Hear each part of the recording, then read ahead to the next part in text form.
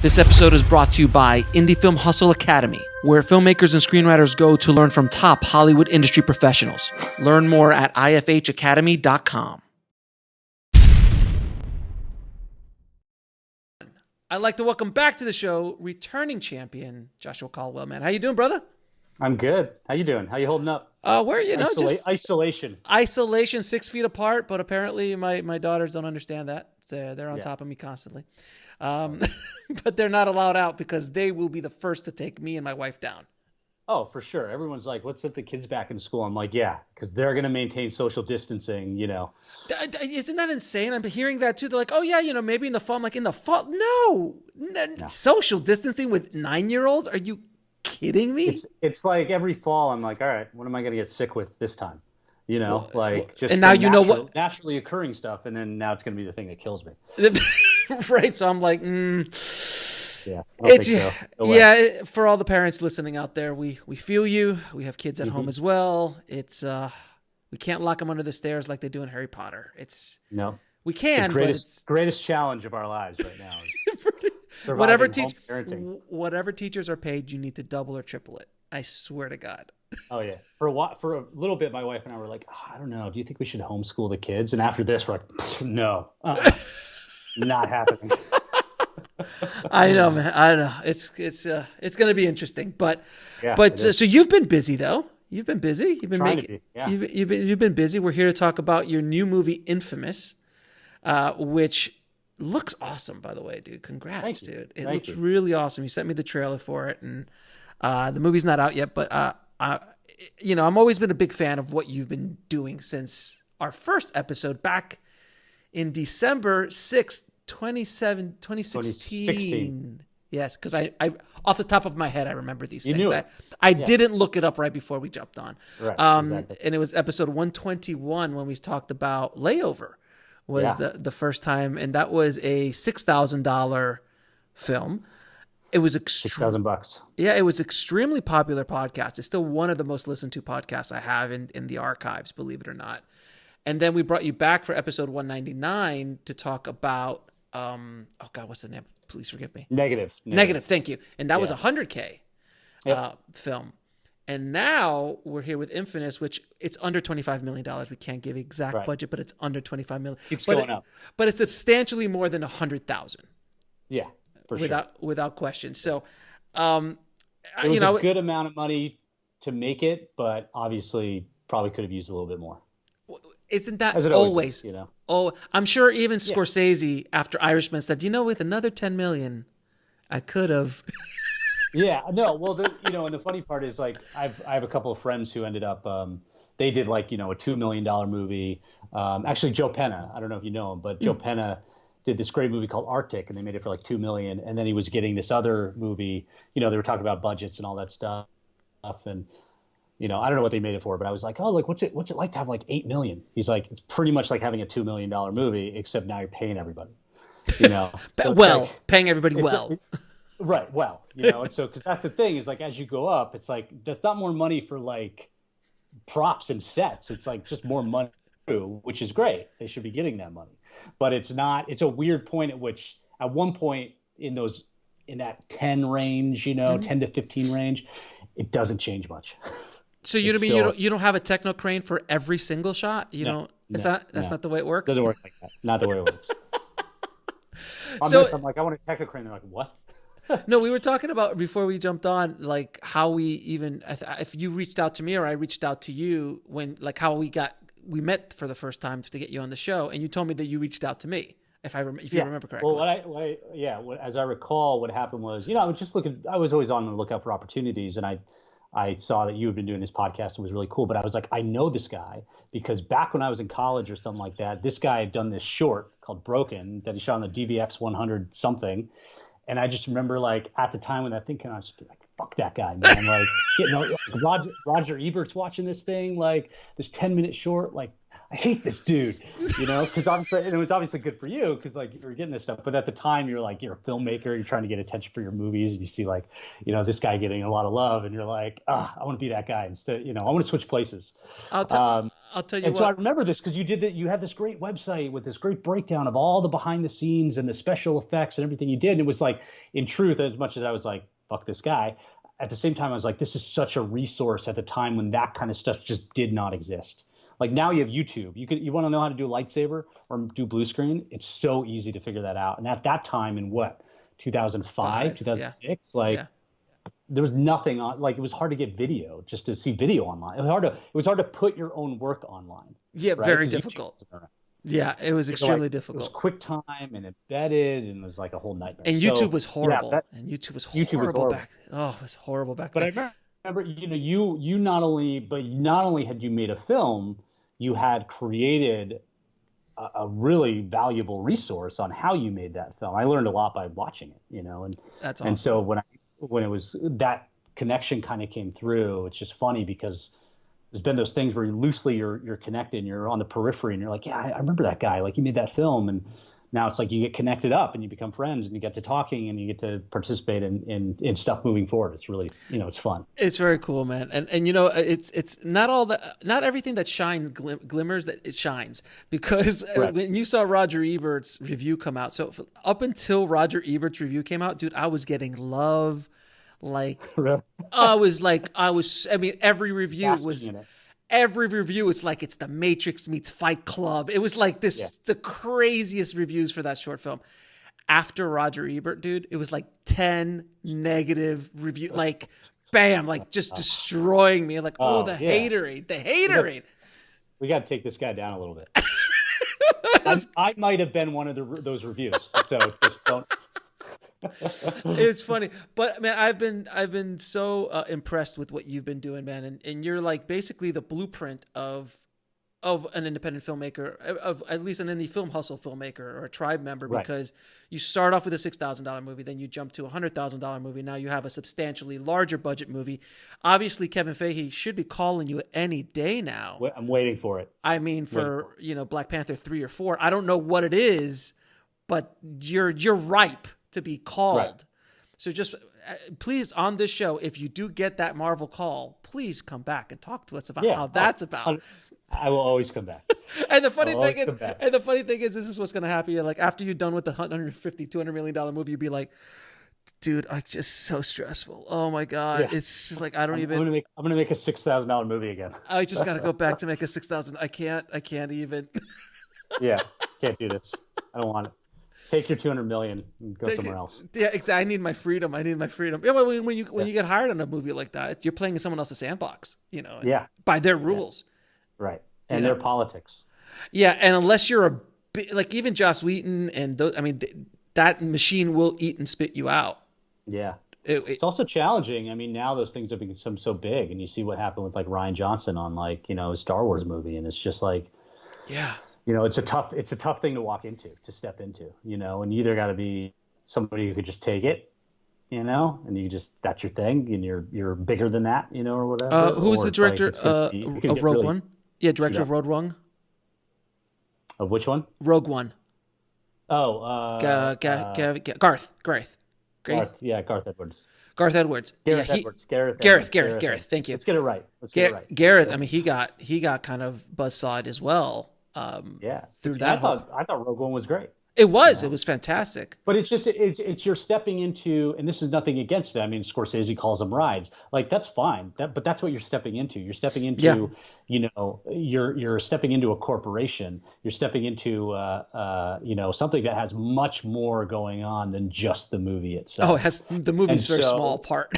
Yeah, a very small part. It's the 30-second commercial on Saturday morning. That's all it is.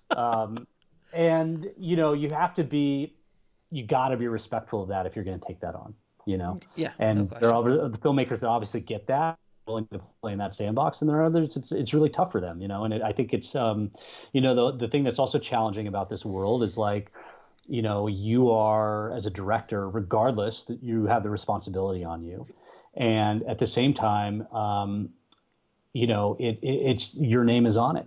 and it's your filmography, right? And that's it's directing is difficult. It's the career where the things that you do are going to affect whether you can get another job. If you're at a regular company and you do a project and the project isn't that great, I mean, maybe you'll be considered for being fired. I doubt it. It's just gonna be like, okay, that didn't work out. Let's move on to the next thing. It doesn't follow you like your resume and your filmography does. And so that can be challenging too, especially if like you're trying to be particular the way I am about the type of movies that you make. Right. Well, let's speak about your latest film, Infamous. Yeah. You wrote the script for this and wrote this. And did the hunting and the packaging and putting it all together. Yeah. Can you tell us the journey? Because I've been through that journey a few times in my life. It's exactly what they teach you in film school, isn't it? It's exactly. Yeah, exactly. They teach that in film school? They don't at all. I'm being sarcastic. I know. I didn't take that class. Yeah, no, I mean, I had come out of doing, Layover. I came out of doing South Beach, where I had, that I wasn't thrilled with the work that I had done. I did a movie called Be Somebody, which had a significantly higher budget than Layover, but I didn't write the script. There were a lot of issues with us going into production on that. It was kind of a job, and then I did Negative, which was, me going back and saying, well, I'm going to just go make something for myself, but suffering from, just issues on the movie. I also didn't write that movie. And there were a lot of these kind of like, $2 to $3 million digital movies coming out. Lionsgate was making digital movies, Legendary was starting to put these out. And I said, let me write something for that around that budget level, that I think could be cool. And of course, I just done a spy thriller with Negative, and I was thinking, I kind of really want to do a heist movie. And trying to think of unique ideas for a heist movie. I don't recall what it was that really prompted this idea, but I think a couple years prior, I had seen this photograph by this photographer named Mo Gelber that had been posted on Facebook, and it was a picture of this young couple being led away in handcuffs, and the woman was either pulling away from or going in for a kiss, and she had the smile on her face, and people were like, "Oh, it's a new Bonnie and Clyde, modern day Bonnie and Clyde." The true story is they weren't robbing banks at the time. They got arrested for graffiti or something like that. But that image just kind of stuck with me. Much less interesting film. Much less interesting, exactly. But the image stuck with me, and it was kind of just a real visceral image. And I remember at some point going, well, is there a modern Bonnie and Clyde? And what would that look like? And it would probably be something on social media. If you look back at sort of the original Bonnie and Clyde were, the legend of Bonnie and Clyde was created by newspapers to sell newspapers. The real story is somewhat more tragic and much less romantic.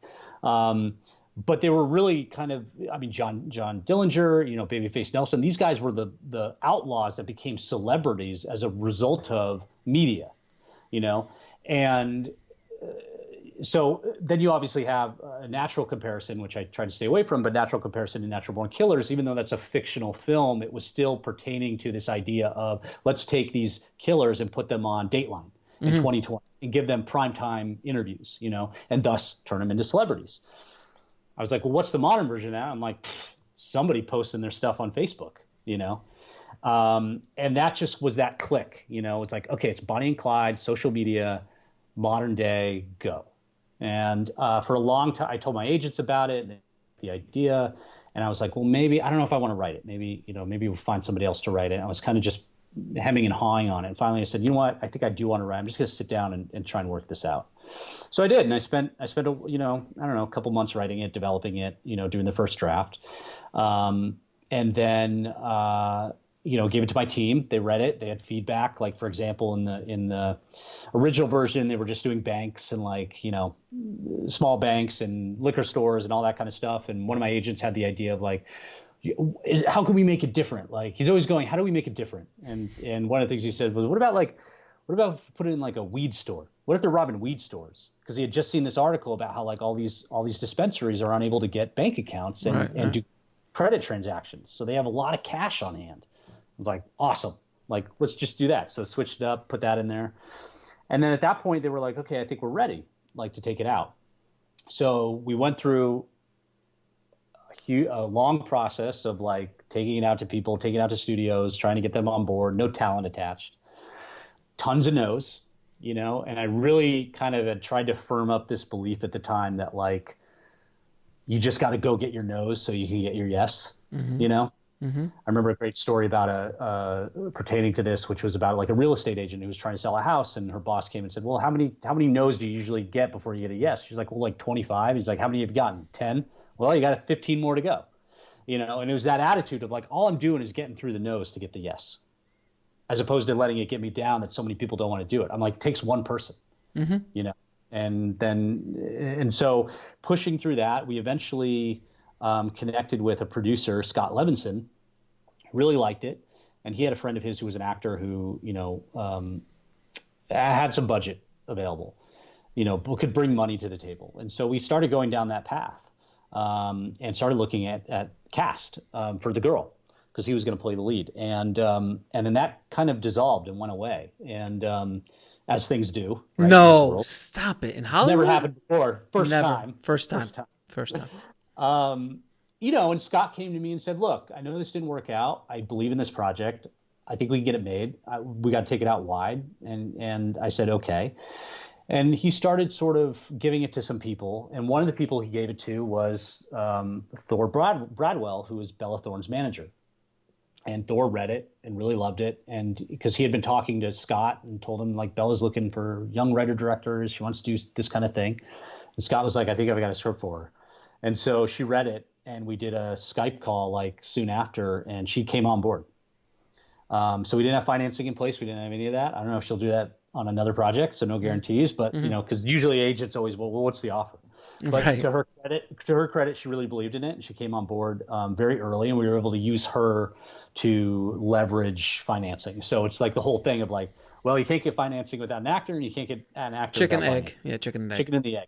We were very fortunate that Bella we broke the mold with it, and we got Bella on board without having to commit to any kind of money at the time, and started taking it out, and then went through a whole lot of no's again, again, never happened before. And then finally landed with some independent financiers that, again, really believed in the project and really wanted to get it made. I went into it knowing that this movie was going to be a tough sell. I mean, there's violence, there's murder, there's robbery. It's got a punk rock sort of vibe to it that I really tried to push, and it's trying to be out there. I remember the one thing I wanted to do with this was I was like, the word subtlety is not going to be anywhere near this movie, because I just think it's hard to break through the noise when you've got something that's like super subtle and you're not backed by a massive marketing campaign going for your Oscar. I just was like, I'm going to make something like batshit crazy that people can't ignore. And so like Bella was a perfect complement to that, right? Like, because she's attention getting, she's forward thinking, like she riles people up, and I wanted that for the movie. And so, all this whole time I was just like, there's going to be people who don't want to make this. They don't want to come near it. I just want the person that says, yes, like I do want to do that. So that happened with Bella, that happened with the financiers, that happened with our distributor. Like they were the ones that said yes, and said, we love this and we want to push it out there. And so that's the person I was always looking for, as opposed to being in that position where I'm getting so down on myself because I'm like, oh, nobody wants to make it. Who cares if nobody wants to make it? You just need that one person to make it, to make it. And that's who you're going to find. And sometimes you got to go through a lot of no's to get there. What was the time period of this? How long did this take from the moment that you wrote this script to the point where you started shooting? So I had the idea in summer of 2016 and wrote the script September. First draft was September 2016. We started going out 2017. Bella came on board in July of 2018. And then we started shooting. We shot the movie in July of 2019, and now it's coming out in June of 2020. So basically almost 3 years. 4 years. Yeah, 3 years of before you start shooting. Oh yeah, before that. Yeah, 3 years before we started shooting. And a year and a half before any major talent was attached. Yeah. So Which sounds like a long time, but you're also like, I don't recall it being that long. I was kind of like, they'd be like, we're doing this. I'm like, all right. But you were doing other things in between that while you were doing that. Yeah. I mean, I was doing my own stuff. I was like doing client work. I was writing other things. I was, staying busy in that space. but at the same time, like this was the thing, And the other thing that I was really quickly, I was also starting to get aware of was like the topical nature of the film was like, this is not a film that can be made 5 years from now. Mm-hmm. Like it's either going to happen in real life or it's going to die. I think you can watch the movie 5 years from now and still understand it and love it. But I think like, I don't know if this movie is going to get made in 3 years, right. Like, so there was an urgency too of like, this feels topical and it feels like we got to get it going now. So there was that urgency to try and make that happen. The other thing I wanted people to understand, I asked you that question specifically because so many filmmakers listening have no idea what it really takes to go out and get financing. Because your other films, you moved much quicker because they were much lower budget. You had much more control, and but you have a higher thing, and it was already there. Correct, exactly. But when you're going out and trying to get, 7 figures plus on a budget. And getting some cast attached, it's a time period. You got to play that game, and you got. I mean, sometimes I was chasing money for one of my projects for 3-4 years, and still couldn't package it. And you get it, and you lose it. Oh, so many times the money's about to. How many times the money's about to drop? It's being wired. It's being wired. It's being wired today. The money's being wired today. Oh, there was a mix-up with the wiring. They got the account numbers. Wrong account number went somewhere else. The account numbers went to the wrong place. Now it got bounced to England, and now this thing. I can't even, man. and it's the challenge too. That I think sometimes people have this perspective is like, well, certainly it's low budget. $2 million is low budget. It's also $2 million. Like most people don't see that amount of money in their lifetime, and here you are asking somebody to give it to you on the trust that you're going to provide a product that is going to give them an eye, right? Like it's still a business transaction as much as about the creative. Mm-hmm. And so I see a lot of people, and I was probably like this too when I was much younger, which is like, nobody believes it, they don't get it. They don't want to give me the money. They don't want to give me my 10 million for my genius. Whatever. Yeah, like exactly. Like I deserve this. I'm entitled to whatever. And I think like, that's the thing is like you were going out and you're asking for people to give you like a significant amount of money, more than whatever your house costs, and putting that trust in you and backing you to make it. And no amount of like, I did the greatest short film that went to all these festivals is going to necessarily convince them of that. Nothing. There's nothing. Not even District 9, which is arguably one of the more successful short films ever made. If it wasn't for Peter Jackson coming on board and saying, "Come this way.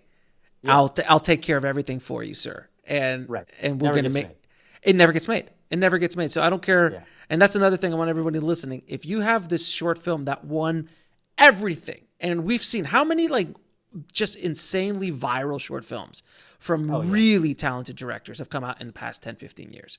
Like I still remember like, Mark Wahlberg got hooked on this one, and that one got hooked on that one. And where are they? It's a long process to play in the system. Yeah. Like if you want to play the game, those are the rules. Be prepared. Yeah. You don't want to play the game? Take $6,000, go make a French speaking love story. Love story. In the middle of Los Angeles at night. Yeah. Exactly. Or run to Sundance over 4 days and shoot a movie. 36 hour shoot. Like exactly. You can do that all you want. And that you have all the control, and it's all the control you want. You don't have to ask anybody for anything. It is a wonderful place, but you don't get to play with the same tools and the same toys. And just nobody owes you anything. Yeah. You wrote a script, nobody owes you anything. No one cares. No one cares. They just don't, And so it's a process of creating. You got to create a character. You got to create the version of yourself that people are going to care about and want to work with and want to be a part of, And it's challenging because even if you're in, I'm certainly not close to being, where I hope to be someday. And even, but even with the things I've done and the ability to say, well, I've done 3 features, I've done this series for Hulu, it's still going through the process of tons of no's, and you get the people saying, oh, well, we're developing something similar, which is bullshit in their way of saying no, Yes, I heard that one too. Because also you're like, well, where's that? That didn't come out. But it's, it's just, who knows? It's the person woke up on a certain side of the bed. It's, they don't like this. It's such a subjective experience. No, I'm sure. I promise you, it's like it's something as simple as the assistant that's reading your script the boss yelled at him this morning going, oh, yeah. I need you to find me something that's internet based, that's about some kids on the internet doing wrong stuff. I want a script like that. And your script happened to land on that table, something along those lines. I just wanted to bring something to your attention, Joshua. Just like you, when you were in college and you looked at my quote unquote success with Broken and you said, fuck that guy. I promise you, someone listening to this episode right now is like, this guy got his own third movie. Like it's, above, under 25 million. Screw this guy, man. Why does he get to do it? The trailer and like, this movie sucks. Exactly. Awful. So it's a circle of the filmmaker life. It's just, it always happens. It's easy, man. It's like, it's hard, I'm still in that position where I see people getting opportunities. You're like, man, like, what did they do? And the one thing that I wrote a big, long article about this called Relative Success in Hollywood. The idea that like, well, you need to define what success is to you, because like I've had plenty of people who are like, I know somebody who got a movie with a great distribution deal, and I talked, and you see the news, you're like, oh, that's amazing, and then you talk to him, and he's like, oh, dude, we got screwed. Wait a minute, wait, you mean screwed by a distributor? No, stop it. Don't talk bad about distributors. We love them. Until the first it's a terrible deal. It was like, oh, it's a terrible deal, but it's the only one we could get. Or we sold our script, but like we have no control over it anymore. And like, I don't know, the guy directing it, like we don't know if it's going to be good, And so it became like I was reflecting a lot on this because I was in this period of like, what do I want to do? Am I going to be successful doing this? And it's like, well, what does that mean to you? And so it's very easy to look at other people and sort of have envy and have desire and say, oh, I wish I was there. But like, one, you don't know the circumstances by which they had to get there. But two, it's like, well, you can't control what somebody else is doing and the advantages and the opportunities they're being presented with. You don't control any of that. All you control is what you're doing. So what are you doing? Are you pounding away writing that script? Like, are you doing what I did where I spent 10 years in coffee shops, after a full-time job, having dinner with my wife for an hour and then going out for 3-4 hours to write. I mean, the sacrifice that comes from that. So like, I obviously people can look at me and say, well, fuck that guy. This movie's shitty. Like, whatever, fuck him, middle fingers up. But like, at the same time, it's like, I've been working at this for a long time and I've been putting in the work, that's all I do. I get up and I put in the work and it's hard and it's like not an easy thing and you got to stick with it.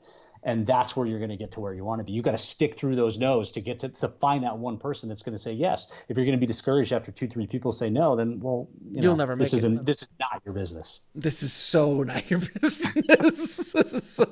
And it's not even. And Hollywood again is always the nicest FUs I've ever seen in my entire life. It's this. There's no other business that does it just quite so nice. Oh, yeah.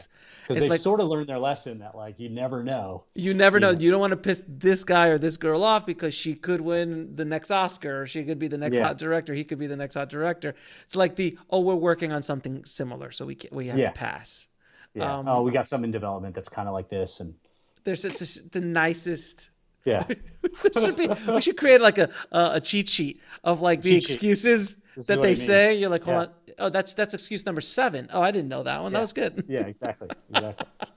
So, all right. So you've gone to this much larger budget. This is the largest budget you've worked with. Okay. So this is the largest budget you've worked with in your career. What lessons did you take from your micro budget and low budget days into this bigger budget?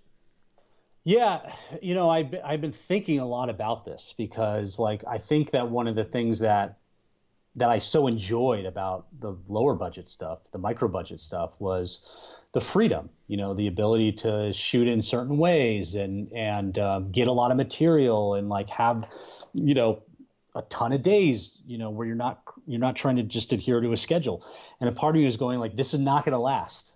Like, I'm not going to have, this. You're not Kubrick. You're not Kubrick. I'm not Kubrick yet. Yeah. You go back to it, but there's the curve that you got to get through, where you don't. Right. And I was just thinking like, well, how do I continue to do something that feels my aesthetic, my style, in my approach in a vein that is not going to have the same unlimited, non-limitations on it.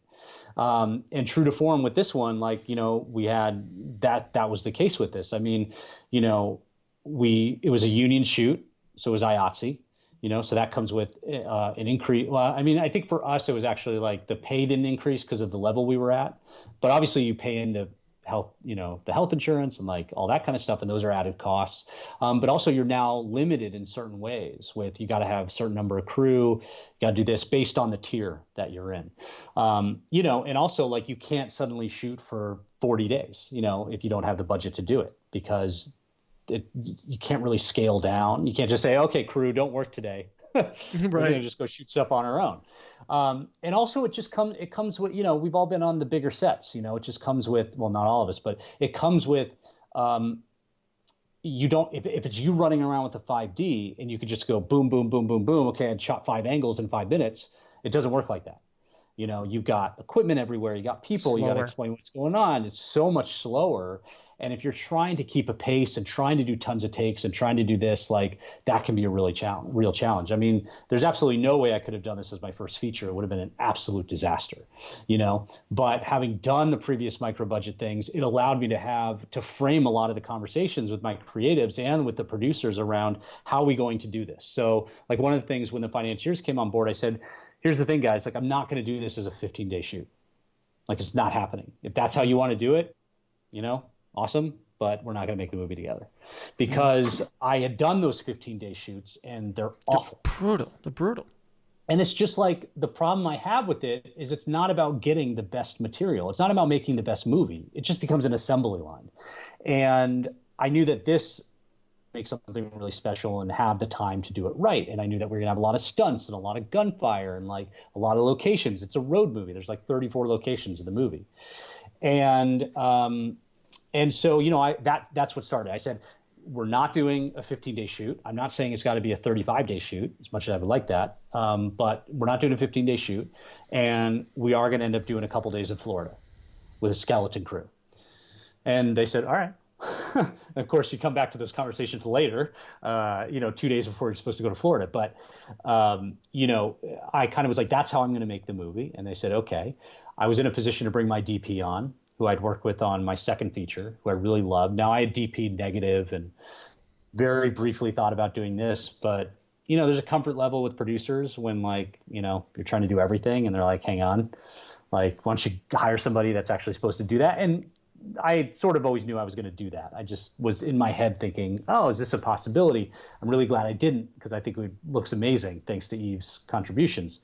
But a lot of those conversations with her came out of the idea, like, look, like I've done all these other movies using available light, using like artificial light, making use of small, lightweight cameras. Like we need to be in that world because we do not have the time to be doing major setups, with certain exceptions, And so we, sorry, my kids are popping in, but, with certain exceptions that we built into the schedule. And so, and then I also made the decision to operate because I had realized through previous experience that how I direct flows through the operation of the camera and how that camera interacts with the actors. And I also knew we could move faster because rather than trying to explain to somebody else this handheld move that I want, or provide them the freedom to take a chance on something without the risk of being fired, right? Because like operators are like, well, I don't want to ruin a take by doing something he doesn't want me to do. You haven't worked together before because all this crew was out of Oklahoma where we shot. I was able to just move faster and I was able to go, we're doing this, let me do the move. As soon as I knew I had it, we were done, we were moving on. And then also comes back to having those early conversations with your entire crew and your production managers and all this stuff of saying like, we need to be mobile. Like we need to be small footprints. Like we need to be in a position to move quickly because some of these days we're going to have 3 company moves and it also includes a stunt, and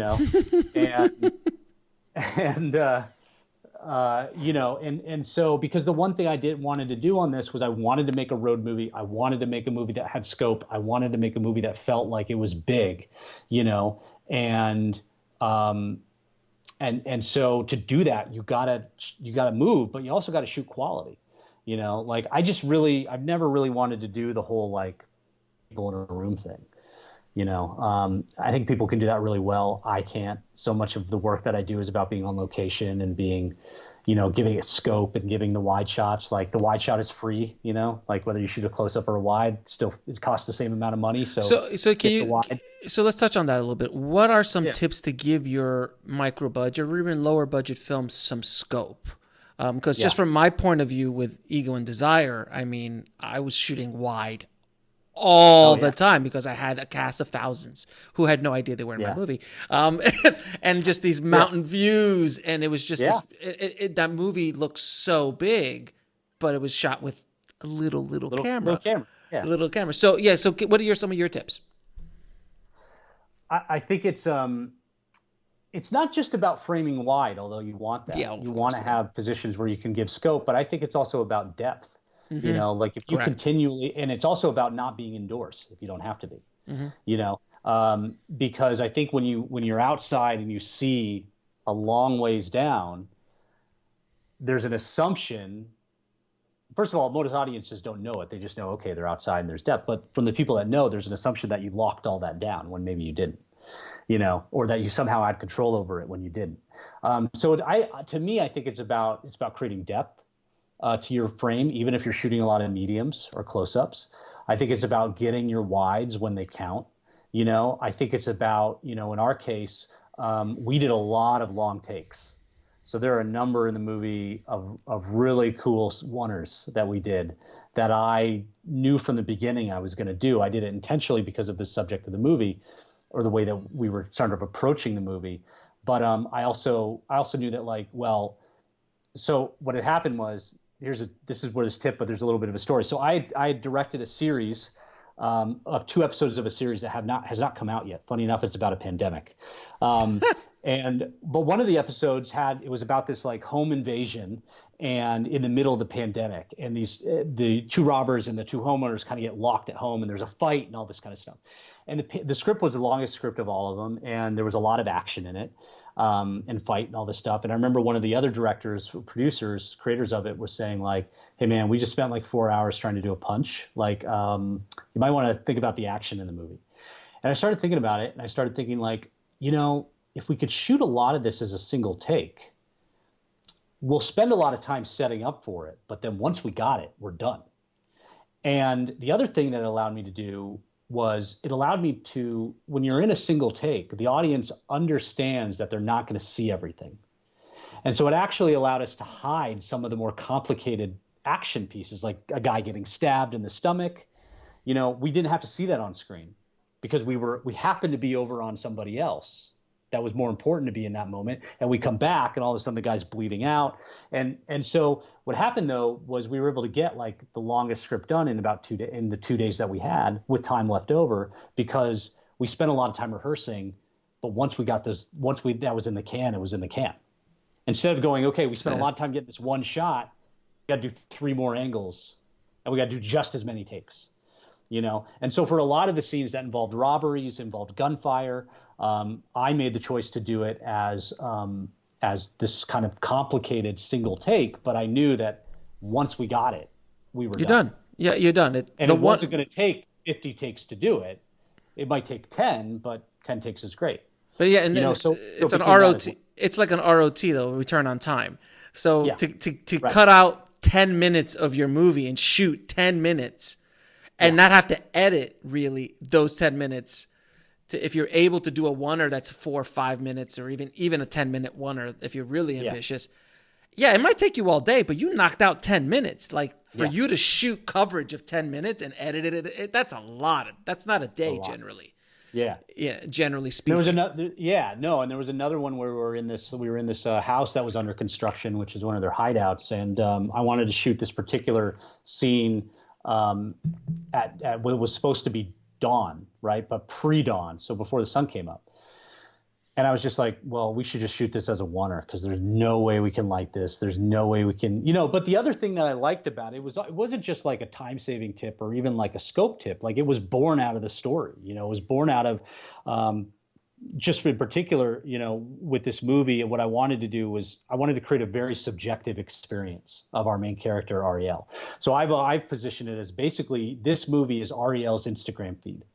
Like you are seeing the story she wants you to see. And then I started thinking about, well, what are some things to hint at that without being literal? Because it never says it in the movie. But like one of those things is like, well, think about like, well, how do we view content now? Like we're so used to seeing Instagram stories, which are 15-second long takes. Like you're not used to seeing edits, and all this kind of stuff. You're used to seeing, longer sort of just reality driven types of takes. And so I wanted to incorporate that. And I also wanted just the immediacy. I wanted the idea, we're live streaming this. You're feeling like you're there. It's as if they have a cameraman with them, And so it became a very subjective experience. But at the same time, that gave me so much freedom because I was like, well, we don't need to worry about shooting this. I don't need to worry about shooting this. Like, we can get away with so much more, especially at the longer takes. And so, the long takes are certainly good. And it's, it kind of going back to Layover, it's about locations too. Like Layover was shot very inexpensively, but we were all over Los Angeles, not always legally, but we were all over Los Angeles. Sir, you stole everything, and I stole everything. It's fine. Right. we come in a long history. Hitchcock stole stuff. It's okay. Yeah. But it's the same thing. It's still having that mentality. Like, how are we going to steal stuff? The other thing that we did, and again, part of this was designed in the movie, was because it's so much social focused, and there's the idea that Ariel is filming stuff with her phone. There's like a montage in the movie, and I'm like, they were like, how are you doing the montage? Because I'm going like, you try and do a montage in a movie on 21 days, like forget it, like not happening, right? Because you want these little clips. But I said to everybody, I said to my DP, I did myself, I told Bella, I'm like, here's some iPhones, just shoot everything. So I'm driving to set, shooting the sunrise, like I'm getting like cars on the road, I'm getting all this stuff. I even went and shot a couple things that were like, I probably would have done on like the Alexa Mini if I had the time. But I was just like, I'm just going to do it on the phone because it's better to have it than not have it. And I've already established a visual language in the movie whereby we are using iPhone footage. And so as a result, it just feels so much bigger because it feels like we had so much time to shoot all this extra content that's 1 second, because we didn't have to take up the time to do it on an Alexa Mini where it just takes forever because you got to set up. And it's like, okay, we're going to light this and we're going to do this. And you're like, this is on screen for 3 frames. We don't need it.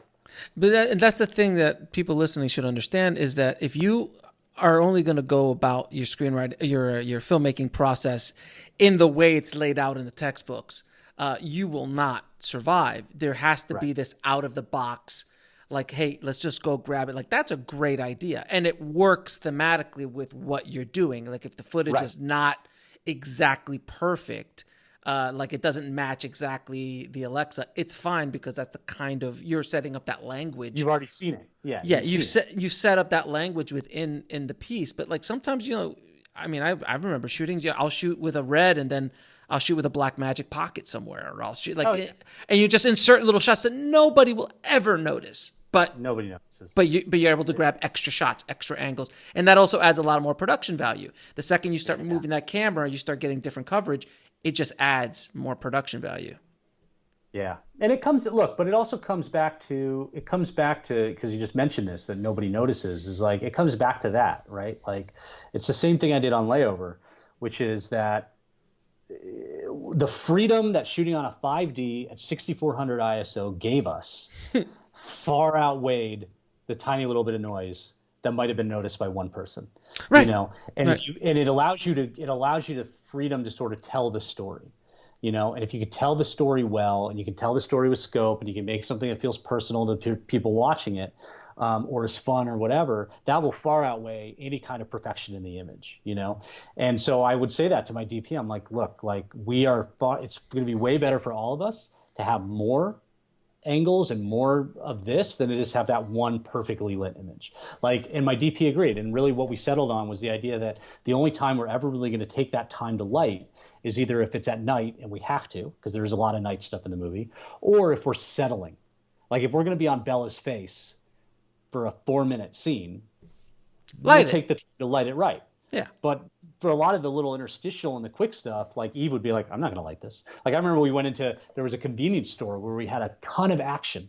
In addition to like just a couple scenes that happen in it, outside of it, there was also a huge gunfight that occurs in it. And I remember talking to Eve, I'm like, because we initially talked, she's like, there's a lot to do in here. I'm going to swap the bulbs and let you go, And I'm like, so that's also like, you got to have a DP that's going to understand that. Oh, 110%. And is going to buy into it, and support it, in the way that she did. And I mean, I think it's like, personally, I think it's her best work. And the stuff in there, you don't notice. You're not missing it. You're not going like, oh, like there's a shadow there. Like it feels like real, which is what I'm always going for. Like I always want that feeling of like, oh, we just sort of stepped in here and turned the camera on, because that lends itself a reality. I think there was a film specifically that was an inspiration to both you and I, which was For Lovers Only. And Michael Polish's and Mark Polish's amazing little 5D film, and they were the first 5D feature, essentially. If I'm not mistaken, if not the first. No, I think it was. Yeah. If it wasn't the first, definitely the most profitable. Of its day, without question. Yeah. But they did very similar things. I think we both took the same idea. Like you grabbed the camera and ran around LA. I grabbed the camera and ran around Sundance. They grabbed the camera and ran around Paris. And the value, the production value, the scope, the quickness, the things they were able to get. It's exciting. It really is exciting. I love that little micro budget. Running around doing these kind of stories. It's so much fun, man. It really is. So much fun. And the other thing too is like, you gotta know all this. Like we shot in the Alexa Mini, but I've seen the Alexa Mini really built out. Oh yeah. With like a studio setup on your shoulder. And you're like, what? And I said to my DP, I'm like, we got to keep it small. Like this thing has got to be tiny. Like, we got to get everything off it. We got to keep it super light, super mobile, because like, that's how you're then able to like, hey, just like grab this, like, oh, this is cool. Like, let me just pop in here. Like, and it drives my DP nuts. But at the same time, like, that's what you need. You need the ability to capture a lot of this footage so that you can very easily cut something together that feels bigger, as opposed to being, well, I only had the one angle, Right. Or I didn't have the cutaway, or I didn't have this. And like, so, it's you want to be like, again, I remember being that filmmaker, when I was younger, going like, oh, let's get the camera as big as possible. Let's put on a matte box, even though we're not using it, there's no reason to. And now I'm like, how do we get it as small as we can? When you're younger, sir, you're compensating for a larger camera. You need that Angenu full zoom. Yeah. You need a full camera package. You need that full zoom. You need all the cables popping out there. Why? Because you're a real filmmaker at that point. Because I see Spielberg and I see Nolan with that. Like, I need to shoot IMAX. Yeah. But the difference is they have 200 million plus to make their projects. In 100 days. And 100 days, if not more, to do whatever the hell they want. And you understand that. Strip it, man. Strip it down as tight and move as fast as you can. Now, so this was a project that you not only wrote it, took it through development and packaging and everything, getting it ready for production. But then you now have been involved with the distribution side of things and selling it. So how did you get this thing after you get it done? You went with a sales agent or sales company? How did it go? So the sales agent came with the financier, because a lot of the discussions, what we ended up doing was that whole foreign sales model. So a lot of those discussions roll all around, well, this cast member is worth this. This cast member is worth this. This is what they get you. So, I think that's one of the challenges of indie filmmaking, because you are in a lot of cases dependent on talent's previous work and their reach. If you're doing a movie, I think like a big movie, big studio movie, I think there's ultimately like a total responsibility to, really diversify and really like try and do what you can to like, build some people up, because it doesn't matter. Movies being sold on something else. But indies are tough. We went through a process of having some real discussions about like, about the film and who's best for it. And you find yourselves in some way like a little boxed in, because there's a foreign market and it's limiting. And, that's where a lot of that work has to be done, to really helping build out, the value of a lot of people, because people don't realize that. You're like, oh, just cast this person. You're like, well, Not yet, you know. Like, at the $6,000 movie, absolutely cast whoever you want. 100%. But at some point, then you get to a budget where, like, yeah, you're responsible for trying to get this back, and your financiers are only going to guarantee this money if the sales company can guarantee the sale for this amount of money, you know. And so, you know, so that was also challenging, because you could say, well, I want this person. They're like, well, they don't have the same value that like this person does, you know, and you know, so you just gotta be smart about it, you know, and you gotta really, you know, sort of know what you're looking for, but also be open to ideas that you may not have thought of. But they were on board in that casting process. But you walked in so then you financed this film based off of pre-sale estimates. Yeah. That's how the financing got put in place. So, exactly. So it was independent financing, right? It's as secure as you can get an independent film, basically. It's like you have a sales company that says, okay, in Germany we're going to get $50,000 for X actor, guaranteed. Next, England's going to give us $100,000 if this actors are in it, and it's this genre and this thing, and you had all these estimates laid out first. And that was a good general idea. So the investors felt somewhat comfortable that they're going to recoup their money, at least. Right, exactly. And they do projections, which like sometimes turn out to be true, sometimes don't. But it's the surest thing you can get, you know, to having some kind of like, okay, maybe we might make our money back. But that was a sales agent, or that's a sales company basically who was sales working. Company, sales agent, sales company that was working with you. Yeah, they go to market. So like we announced. In 2019, we announced the project at Berlin, you know, and then they're at Berlin and they're doing the thing in the hotel room where we have this script with this actor, you know, with Bella Thorne in it, and this actor, you know, or whatever, and this director, and this is what it's about. And they go, okay, like, we would give this much for that, right? And then you take that as a promissory note, and you go to the bank and you say, they will agree to give this as long as we deliver this movie. And the bank says, okay, here's the loan or whatever it's going to be. Yeah. So it's a unique thing. I hadn't really been down that before, in that world before, and it's a challenging world, you know, because it's a lot of you're like, this person is valuable in Germany and has no recognition in France, you know. Yeah, and like I can't outside of the States. I just let you know, I can't walk the streets in Mumbai. I'm just saying. I'm huge in Mumbai. Imagine. It's all broken ruin now. I mean, I can't walk the streets because of broken. Yeah. No, it's called sarcasm. It's just Sundance anymore, but well, there's that, but that's for other reasons. Exactly. Everyone listening, it's called sarcasm. Anyway, so all right, so then you got picked up by Vertical eventually, right? Yeah, got picked up by Vertical. So we independently financed it. You know, two great producers, Sean Sanghani and Colin Banks, were on board as sort of the financiers. And we basically, sorry, not Banks, Bates, Colin Bates. I always can't call him Banks for some reason. Because he's got the money, baby. He's got the money. I gotta get it right. Yeah. But anyway, you know, so they financed it, and then, you know, look, I mean, we finished the movie and we went to Sundance, or we got a cut done for Sundance because, like, why not take that shot? And didn't get in. Supposedly came close, but didn't get in. Yeah, and we're also developing this project as well, so we have to pass on it. Yeah, same excuse. Yeah. You were so close. Exactly. Oh, it was like you and like one other guy. Oh. It was between you and this other movie, and we just decided to go. But look, I mean, you know, it's tough because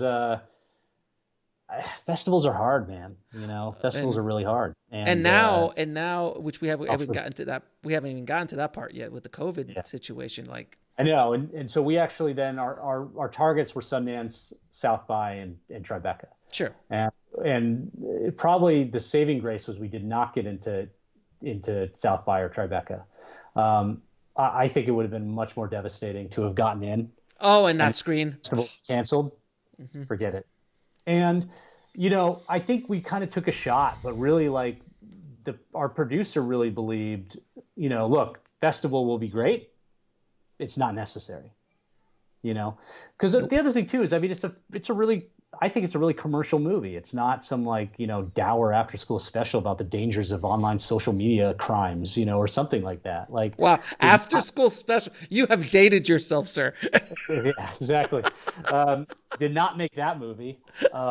You know, but what I tried to do, what I really wanted to do, and what I've always wanted to do with the movies I make is I wanted to create a movie that had kind of this commercial backbone, the spine to it that was a commercial movie, but then had sort of a depth to it, throughout, that created really interesting characters with kind of asking interesting questions, but at the same time, if you didn't want to pay attention to all that, you could still just enjoy the gunfights.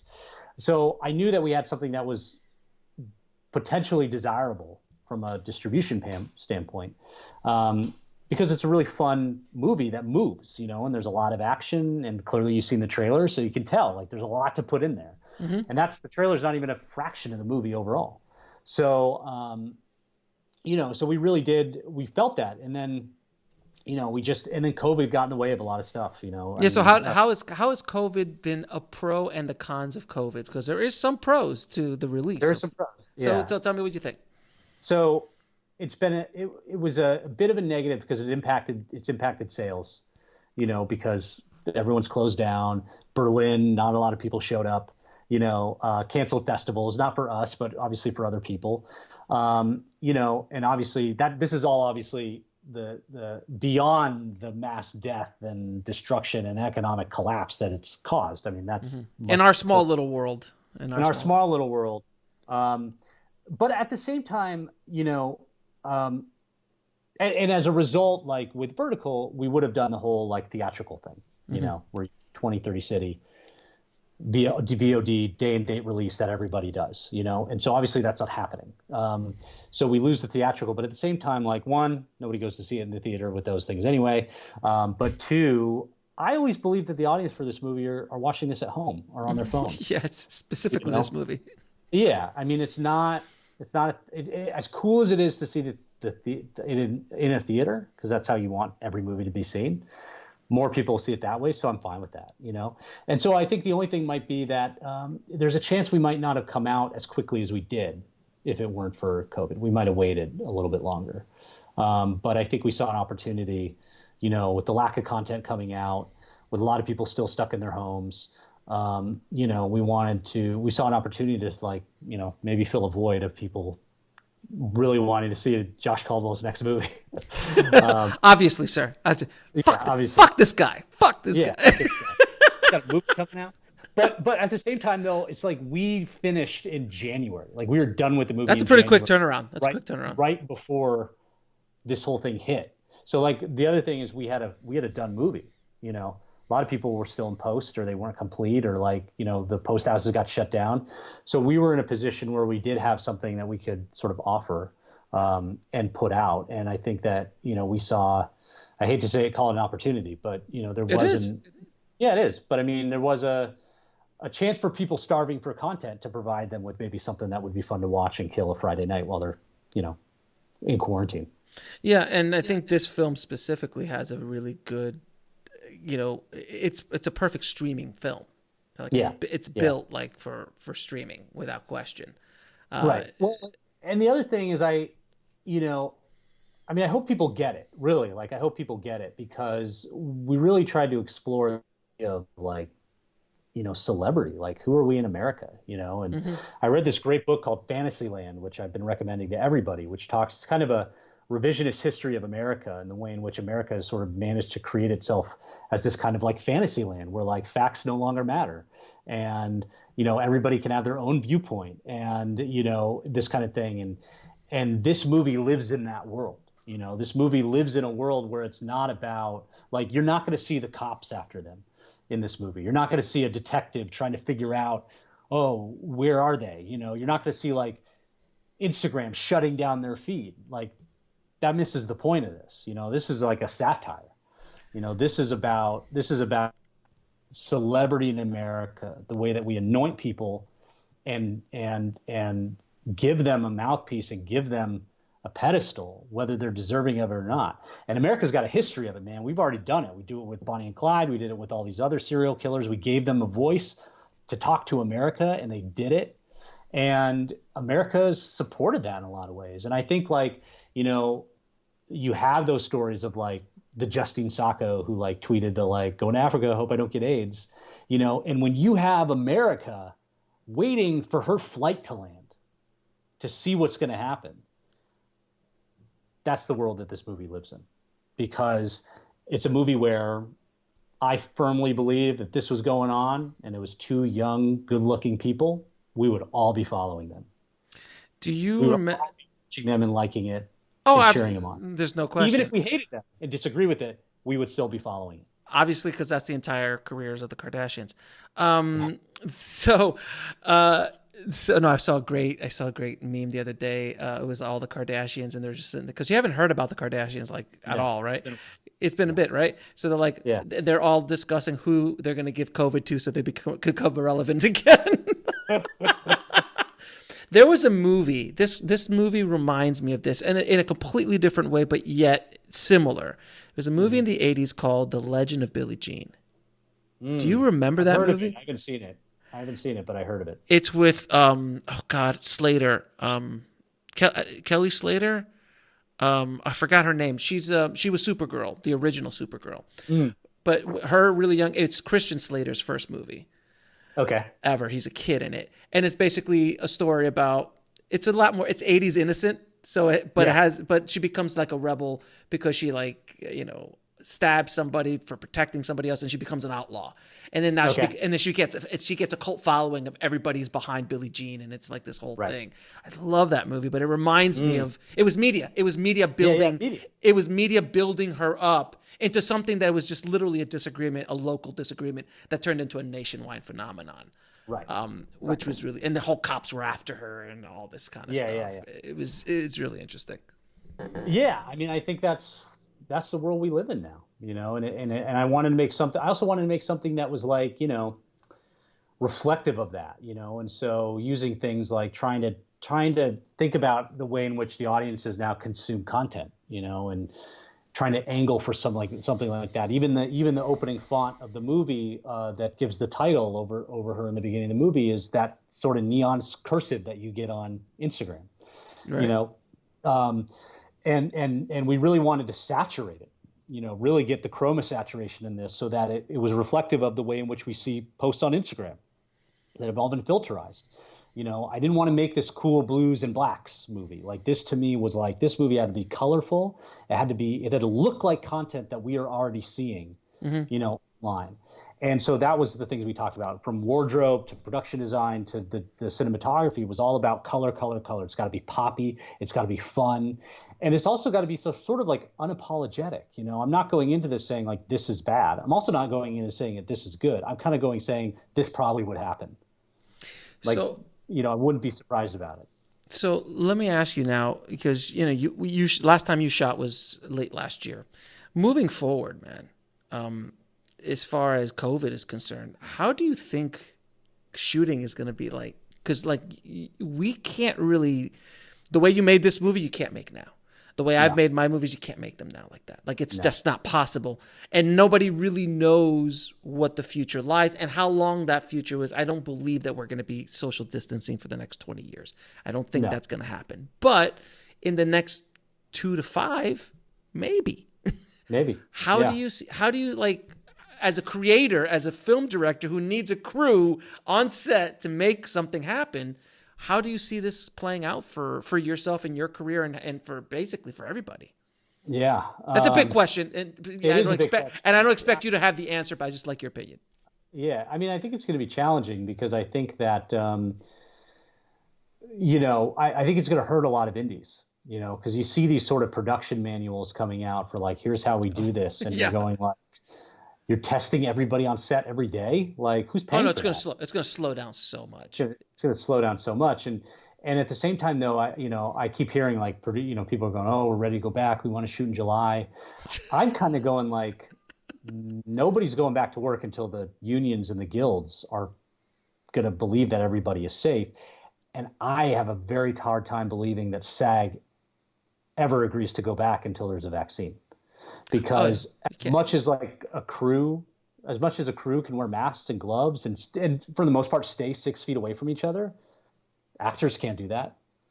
No. Like, what's a movie going to look like where they're like constantly 6 feet? I mean, you can't do romance stories. You can't do anything. And so I think that's going to be the biggest hurdle because they can't wear masks in the scene. And most of the time they're in close proximity to people. And it's going to be very, very difficult until that happens. As much as everybody wants to come back. And the other thing too is, as much as you could go make a movie without like IATSE, you cannot go make a movie without SAG.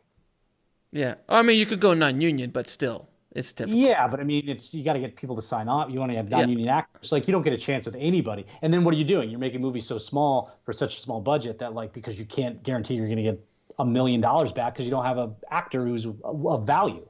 Correct. You know, monetarily. So it's and is there even a foreign market? Right now, there's not.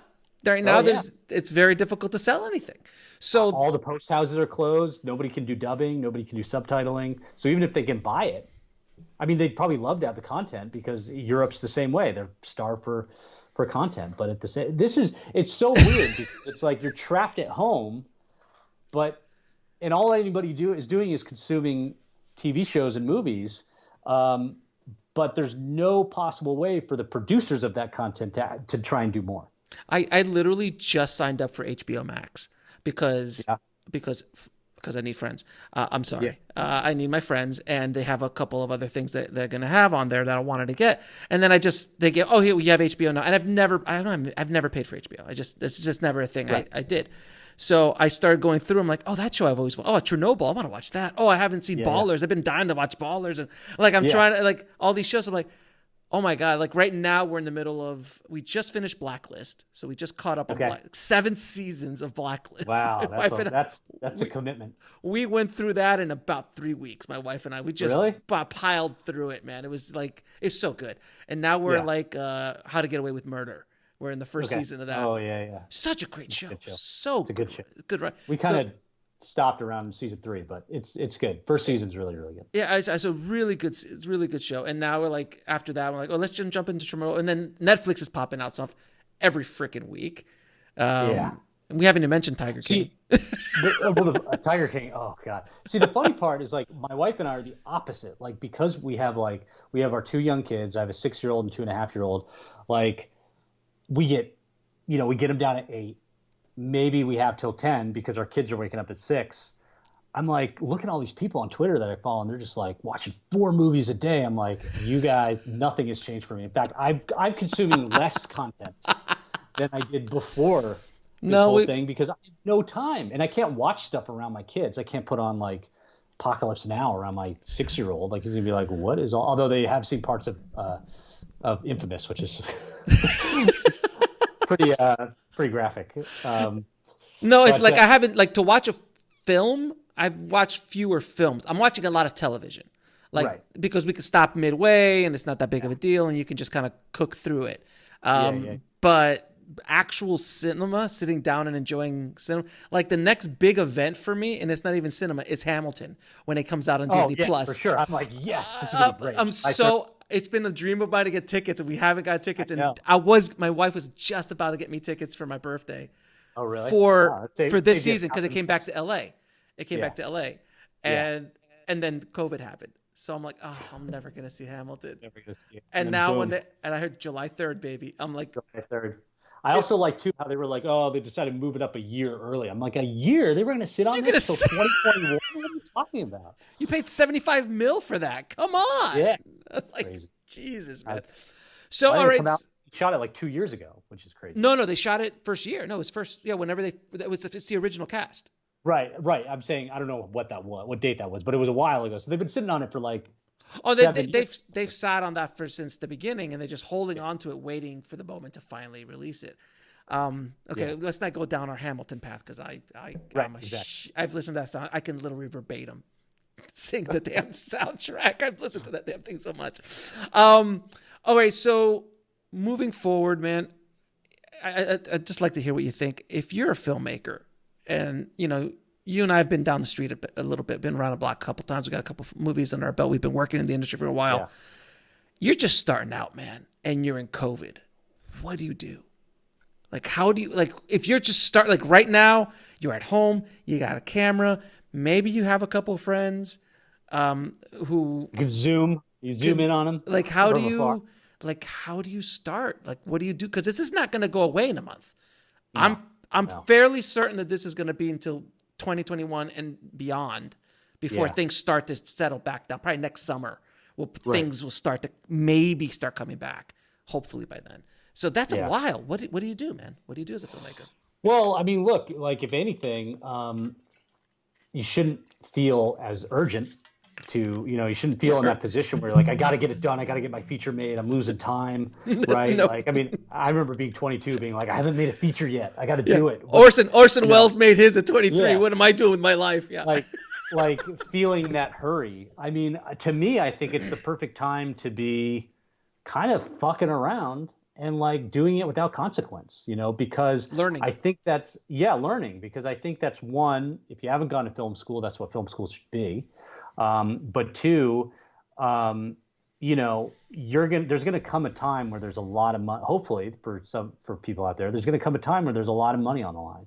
And if they fuck up, there's not going to be another chance, And so what better time to be in a position where like, basically you're like, you can't do anything except that which has no public consequence, right? Like you're not going to feel compelled. You don't necessarily need to feel compelled to release it, because you're like, I'm just going to learn. I'm going to learn how to go do green screen. I'm going to thank God, like it's not 2005 where you're like, all you're stuck with is Alex Ferrari's one site. And that one DVD, that's it. One DVD, and you don't know how to, you're like, well, I want to do lightsabers. It's like, well, sorry, Alex, I didn't do lightsabers and broken. Sorry.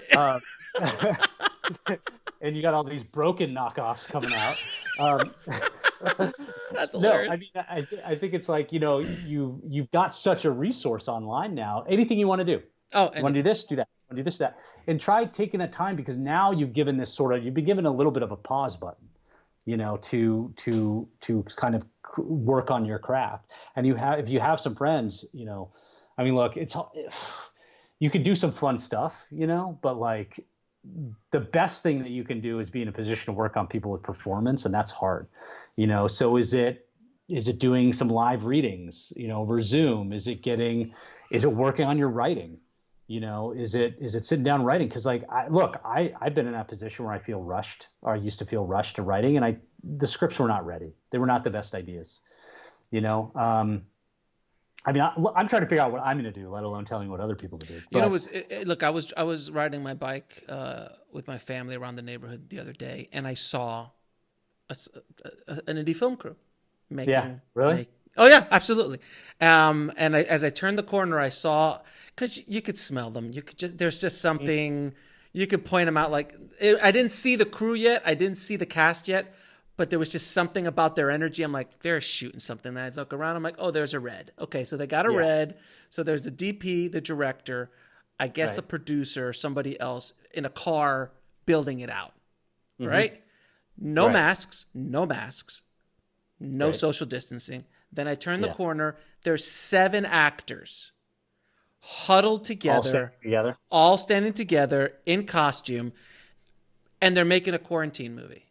Can we just say right now, anyone listening, I'm sorry if you're in the middle of editing your quarantine short or your quarantine feature, that you think you're really ahead of the game, that no one else is doing on the pulse of the society right now, that you were the first to jump out at this. Please understand, I've been sent easily 15 to 20 quarantine shorts to look at in the last 3 weeks. And there's all the time. I'm getting them all the time. Like, hey, we went out and shot this cord. Like, it's just another way to kind of hack the system. And I was the king of trying to hack the system, trying to get the leverage, whatever I can do to stand out and all that kind of stuff. Stop. Nobody wants to watch a quarantine film. There's one quarantine film that they do want to watch, and that's Contagion. Yeah, I just finished Outbreak. I just finished Outbreak again. I just watched. I hadn't seen it since '95. I watched Outbreak. I'm gonna probably watch Contagion, but that's not a quarantine movie. That's exactly. That was a Contagion. But even so, it's like, and beyond that, nobody's going to want to watch it when this is all over. Oh, no. Everybody writing scripts are like, nobody's going to make it. But two, I'm like, even if they made it, this is the last thing anybody wants to watch. Nobody wants to watch that. The only thing, write a comedy. The only thing anybody's going to want to watch is comedy, But I think that's true. And to that point, like, if it's for a quarantine short, like, I just find that incredibly irresponsible, because you're risking other people getting sick. Yes. for a movie that nobody wants to see. And so I think that's important too, which is like, don't make a quarantine short. Nobody's going to watch it. Don't put people into, danger because you're trying to get a short made. Don't make them feel like they've got to work if they don't, or risk it for it because this isn't worth it. And, I think that it's about having the time and the space to figure out a story that you want to tell. Because that's it. It does even with like Southland. I mean, I'm sorry, it was called Southland. Even with Infamous, I've done a couple movies, but I haven't done anything that would make somebody go like, "Oh, definitely, let's give this guy $20 million to do this movie." So for me, it really came down to I just need a good script. Right. I need a good script that's going to attract talent and attract financiers because the talent's attracted to it. Right. And I think that takes time. It took me 3 years. If you're not picking back up till 2022, like you got some time to get that script going. So I think it really comes back to the act of I do believe that like we need to get a little bit away from the technology side of it and this idea of cameras and this and that. Oh, please, thank you. Preach. Like, people just don't care. They don't care that your movie was shot on Red. They don't care that it was shot on Alexa Mini. They don't care that it's shot on an iPhone. If it's engaging and it's a good story and it's personal and it makes them feel something, they'll watch it. They'll get behind it. Absolutely. Look, Ego and Desire was shot on a Blackmagic 1080p camera. Shot at 1080p. Yeah. It doesn't matter. And of course Tangerine on an iPhone. We've gotten past the point where the image is the barrier. Like when I did make Broken with like the DVX mini DV standard def, there was limits to the image quality. Now literally what you have in your pocket is fine. Is it the Alexa Mini? No. But if you're making a certain kind of movie, who cares? I mean, it's good enough for Soderbergh. He's doing all right. He's doing all right, He's doing all right.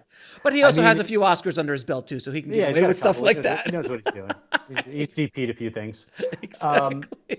But it's, his stuff looked great. Like I love the basketball movie. Like, I thought it looked cool, He's amazing. I love, he's my power animal. He really I just want to see the movie he does. I want to see the movie he does during quarantine because he's doing something. It's not Contagion 2, I can tell you that. No, but he's doing something on his iPhone and he's going to star in it. It's going to be the Soderbergh movie. I think they brought him in for the DGA.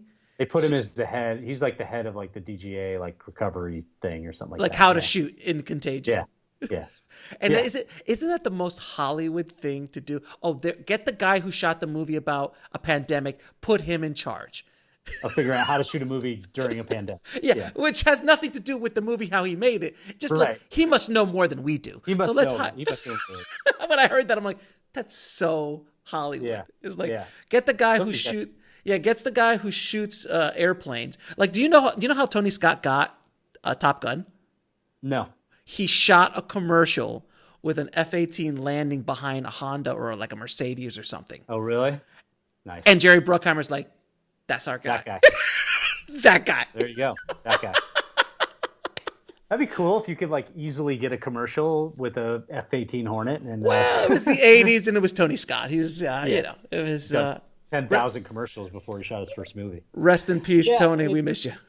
It's I just think it's the craft. The craft will be there, but I think the storytelling won't be. And I think take the time. Also learn stuff. I mean, get away from it too. Get away from it a little bit. Like, learn as much as you can. Something else. Learn as much as you can. Read some books. Have fun exploring. Yeah, you give it a pause button. Nobody's doing anything, and odds are, like, if you're a new person, like, they're not going to be considering your script. Like, even if they're looking at scripts now and doing development, like, nobody's planning to shoot anything right away.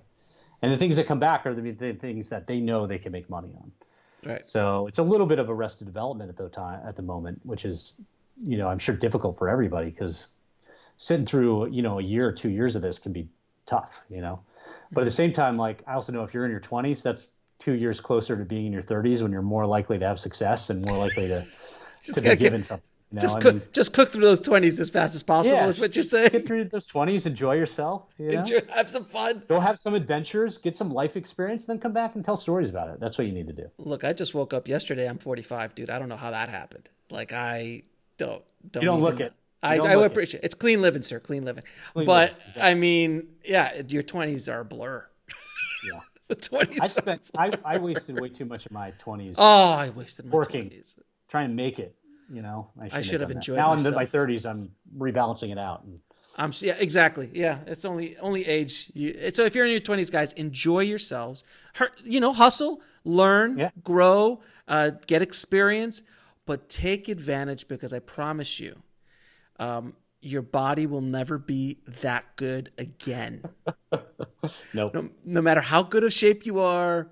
Yeah. If you're vegan, if you're in amazing shape, just be kind to your ankles and knees. I had a professor of film professor, history of film professor in college who I loved. He was so great, but he always had this thing. He was like, basically, you turn 18 and then you start to die.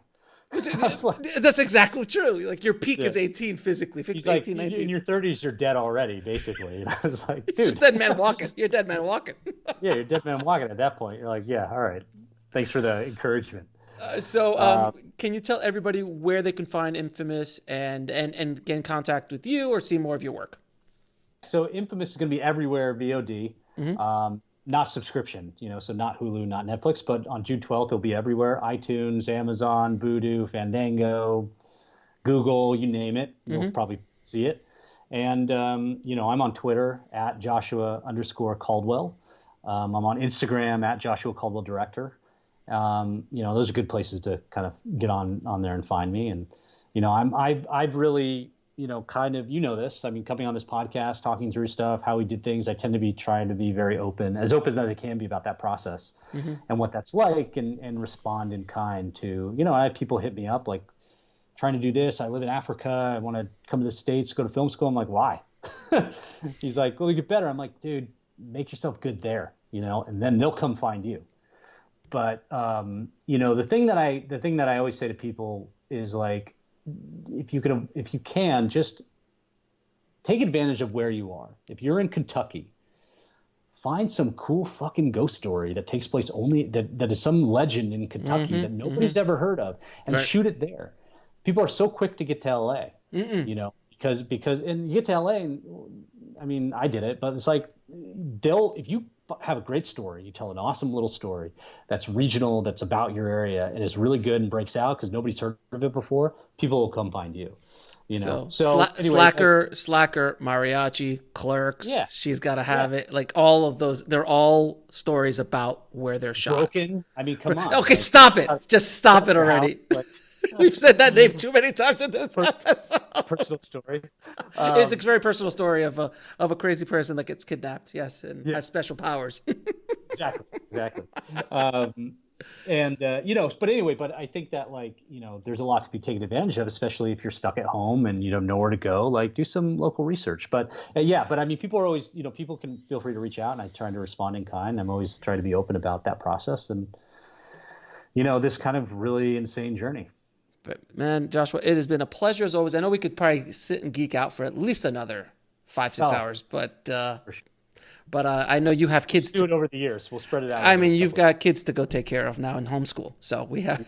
You got to stop the bouncing. Exactly, man. It's a pleasure, brother. Thank you again for sharing your adventures with the tribe, man. Thanks again.